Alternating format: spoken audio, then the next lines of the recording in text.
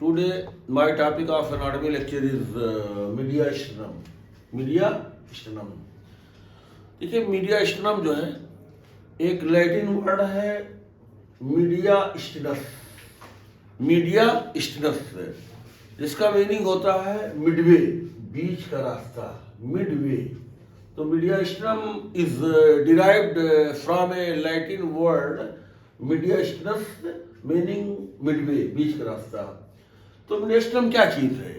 ये जो है मतलब the space between two lungs, दो फेफड़ों के बीच की जगह है। ये राइट लंग है और ये लेफ्ट लंग है। तो राइट लंग और लेफ्ट लंग के बीच में ये जो जगह है, स्पेस है, दिस इज मीडियास्टिनम। और इस ये सेंट्रल कंपार्टमेंट है। ये थोरेसिक कैविटी का जो है सेंट्रल कंपार्टमेंट है और इसी मीडियास्टिनम में हार्ट रहता है। ये हार्ट जो है, दिल जो है, कार्डियोवास्कुलर सिस्टम का जो है जो सेंट्रल आर्गन है, प्रिंसिपल आर्गन है, इसी मीडियास्टिनम में दोनों फेफड़ों के बीच में हार्ट रहता है जो है। तो mediastinum is the space between two lungs, दो फेफड़ों के बीच की जगह को मीडियास्टिनम कहते हैं। और इसका जो बाउंड्री होता है, तो एंटीरियर बाउंड्री जो है ये स्टर्नम होता है। स्टर्नम सामने है मीडियास्टिनम के, इसे राइट लंग है, ये लेफ्ट लंग है। तो दोनों लंग के बीच में ये जो स्पेस है, जो जगह है, this is known as the mediastinum. तो मीडियास्टिनम जो है दोनों फेफड़ों के बीच की जगह है और इस जगह में, इसी बीच में जो है मतलब हार्ट रहता है, दिल रहता है, पेरिकार्डियम रहता है जो है। तो the space between two lungs is known as mediastinum. अब इस मीडियास्टिनम का इंटीरियर बाउंड्री क्या है? ये स्टर्नम बोन है, स्टर्नम बोन, जिसको ब्रेस्ट बोन भी कहते हैं। और इसका जो पोस्टीरियर बाउंड्री है, देखिए दिस इज स्टर्नम बोन। और स्टर्नम बोन जो है इसके तीन पार्ट होते हैं। ऊपर वाला मेन्यूबरियम स्टर्नम और बीच का पार्ट जो होता है वो बॉडी ऑफ स्टर्नम है।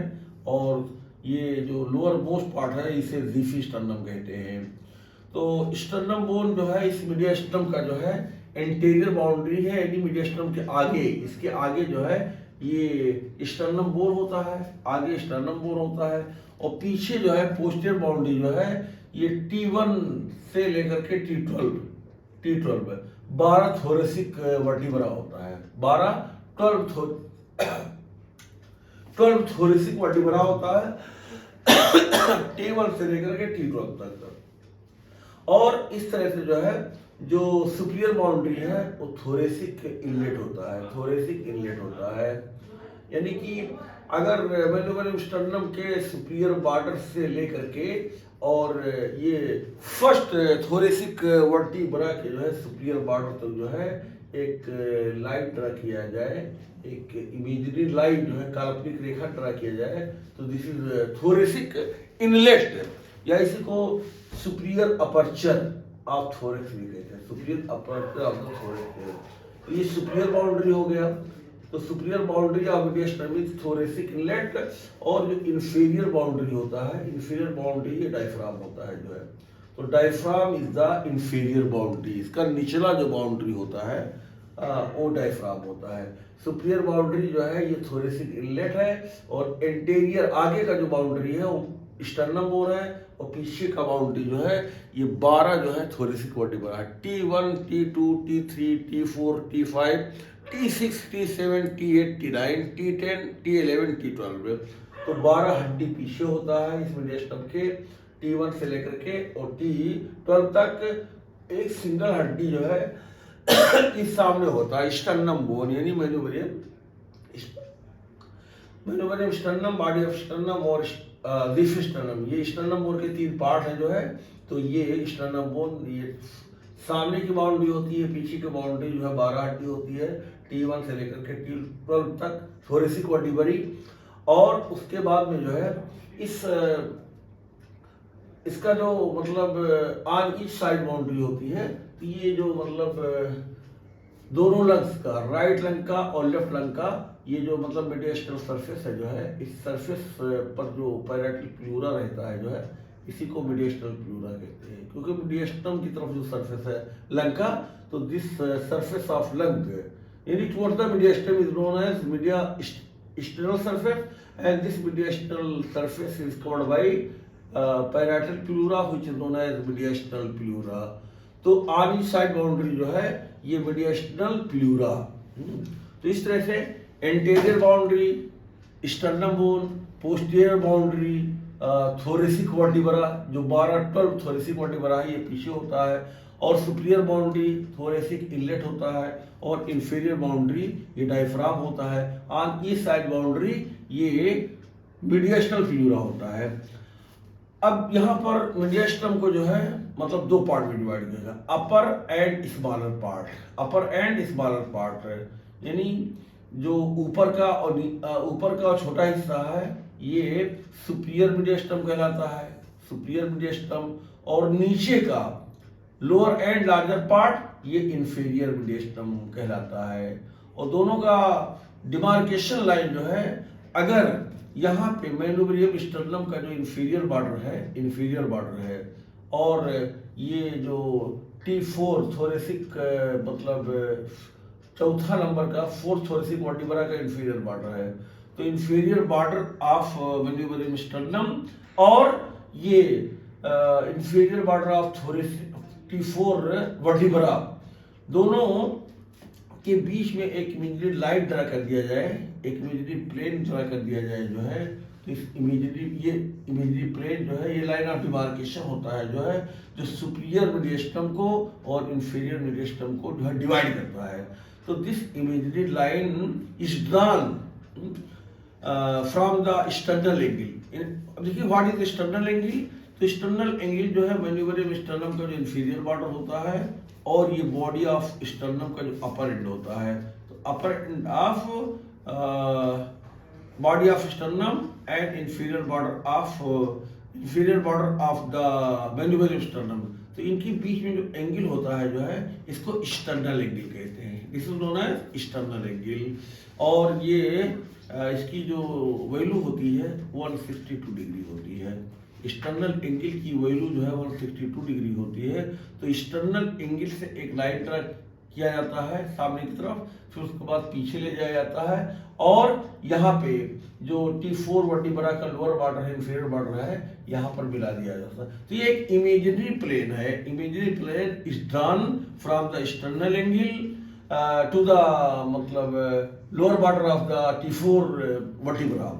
तो इस स्टर्नल एंगल को the angle between the inferior border of manubrium sternum and upper end of the body of sternum, तो ये स्टर्नल एंगल है जिसकी वैल्यू 162 डिग्री होती है। और इस स्टर्नल एंगल को एंगल ऑफ लुईस भी कहते हैं, एंगल ऑफ लुईस। तो ये फ्रांस के जो एक एनाटॉमिस्ट थे, ये अलेक्जेंडर लुईस, तो उन्होंने फर्स्ट ऑफ ऑल इसका ऑब्जर्वेशन किया था, इसकी स्टडी किया था, तो इसी वजह से इसको एंगल ऑफ लुईस कहते हैं स्टर्नल एंगल को। और इसी को जो है लुडविग एंगल कहते हैं, लुडविग एंगल।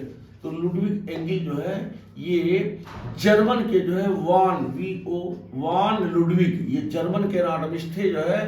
तो ये जो है ये लुईस साहब फ्रांस के थे। ये 1789 में इनका जो है मतलब जन्म हुआ था, बर्थ हुआ था जो है। तो डेट ऑफ बर्थ जो है इनका 1789 में हुआ था। और लुडविग साहब ये जर्मन में 1790 में पैदा हुए थे, 90 में पैदा हुए थे, यानी कि जो है ये मतलब 3 साल की, ये 87 में पैदा हुए थे और ये 90 में पैदा हुए थे जो है। तो ये 3 इयर्स जो है लुईस साहब पढ़े थे फ्रांस में, और लुडविग साहब जो जर्मन में पैदा हुए थे, एनाटॉमिस्ट थे जर्मनी के, वान लुडविग। 1790 में इनकी पैदाइश हुई थी जो है।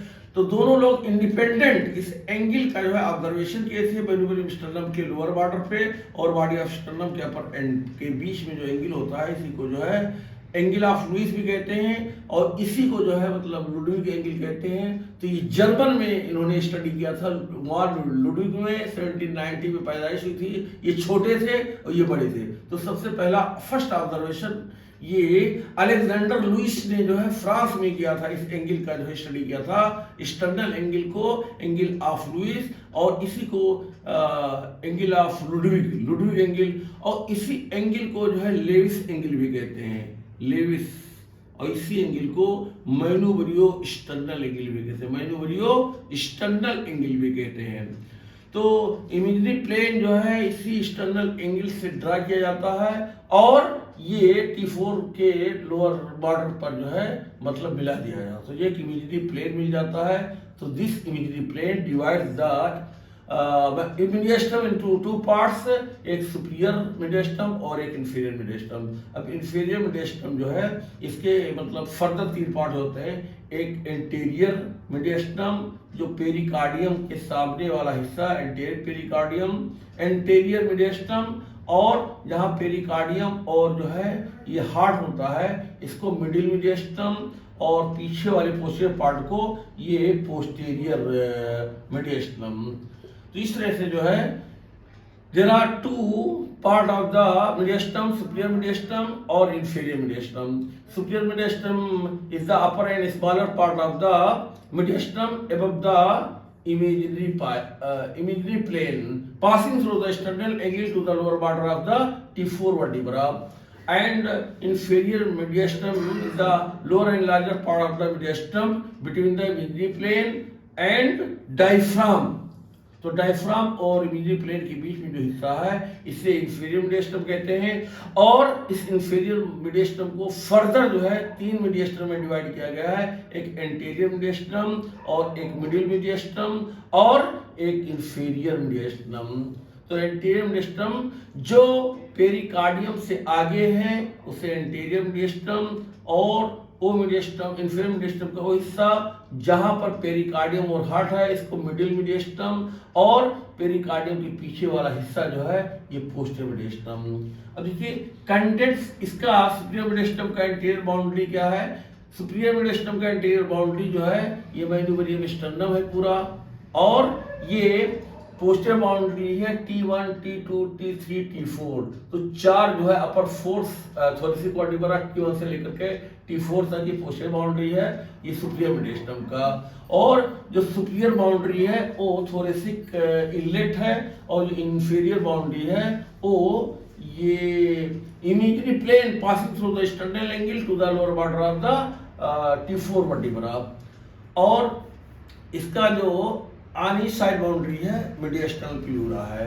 अब देखिए कंटेंट्स क्या है। कंटेंट्स में जो है 2 ट्यूब होते हैं, एक ट्रेकिया होता है आगे होता है, और एक इसोफेगस होता है।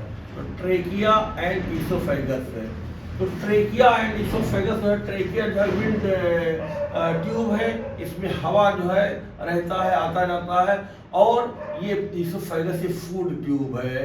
तो विंड पाइप ये रेस्पिरेटरी सिस्टम का जो है ट्यूब है, और ये इसोफेगस जो है ये डाइजेस्टिव सिस्टम का एक ट्यूब है। इसमें फूड मतलब फूड की एंट्री होती है। तो ये कंडक्टिंग ट्यूब है फूड के लिए, इसलिए इसको फूड ट्यूब कहते हैं, और इसको जो है विंड ट्यूब कहते हैं, या इसको विंड पाइप कहते हैं, इसको फूड पाइप कहते हैं।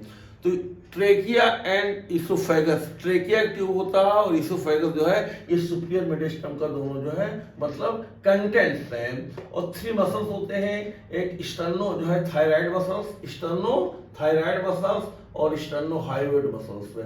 तो स्टर्नो थायराइड मसल जो है ये स्टर्नम बोन, स्टर्नम जो मैन्यूवरियम स्टर्नम होता है इसके पोस्टीरियर बॉर्डर से, पोस्टीरियर सरफेस से शुरू होता है, यहाँ पर ओरिजिन होता है, और जो लेयरिंग का थायराइड कार्टिलेज होता है वहां पर जो है इसका इंसर्शन होता है। तो ये जो